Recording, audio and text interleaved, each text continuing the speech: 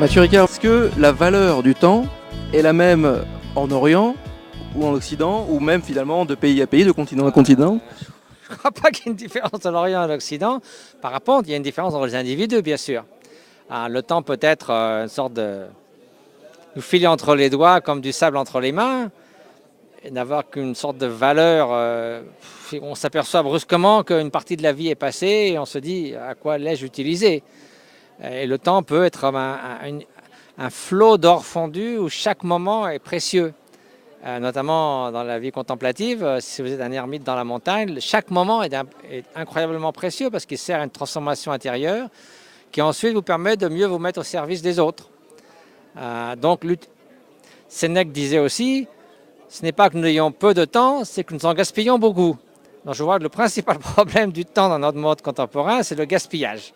Le temps est ce qu'il y avait le plus précieux. Et mon cher père, feu Jean-François Revel, disait, les gens hésiteraient à vous demander 200 € comme ça, brûle pour point, mais ils n'hésitent pas à vous demander 5 heures de votre temps, comme si c'était la denrée la moins précieuse que de l'existence, alors que c'est tout le contraire. Moi, ça m'arriverait presque de vouloir faire un cadeau à quelqu'un pour qu'il me laisse mon temps, pour que je puisse l'utiliser d'une manière que j'estime être la plus utile. Dans le monde de l'entreprise, puisque nous sommes à l'université Homme Entreprise, dans le monde de l'entreprise, comment peut faire le salarié, le cadre, pour ralentir, pour faire comprendre parfois à ses actionnaires, à ses clients, qu'il faut savoir prendre le temps? C'est d'un point de vue toute une question d'équilibre. Je me rappelle une phrase de JP Morgan, moi je ne suis pas spécialiste de l'économie, qui disait « Je peux faire en 10 mois le travail d'une année, mais je ne pourrai pas le faire en 12 mois. » C'est-à-dire qu'il faut se donner le temps aussi de se ressourcer, de trouver, de cultiver une certaine vision de l'existence. Donc je ne sais pas ce qu'il en a fait lui, mais c'est certain que si par exemple on se consacrait un peu à l'entraînement de l'esprit, à cultiver les valeurs intérieures 30 minutes par jour, comme on fait de l'exercice physique, et que ça modifie la qualité des 30 heures, des 23 heures et 30 minutes qui restent dans la journée, y compris le sommeil et toutes nos relations avec les autres, on voit que ça vaut la peine. Donc des fois, ralentir pour mieux faire, ça vaut mieux que se précipiter pour péter les plombs en quelque sorte.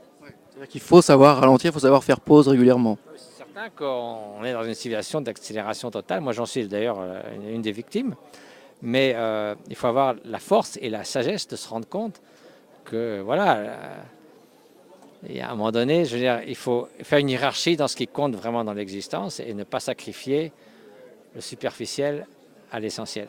Toute dernière question, comment arrivez-vous à tirer cette force d'arriver 5-6 mois, je crois, par an, à faire le tour du monde pour porter des enseignements, pour dialoguer, parler? Moi, la seule raison qui me fait encore courir, mis à part servir le Dalai Lama, le Dalai Lama d'interprète ou autre, c'est les projets humanitaires dont je m'occupe.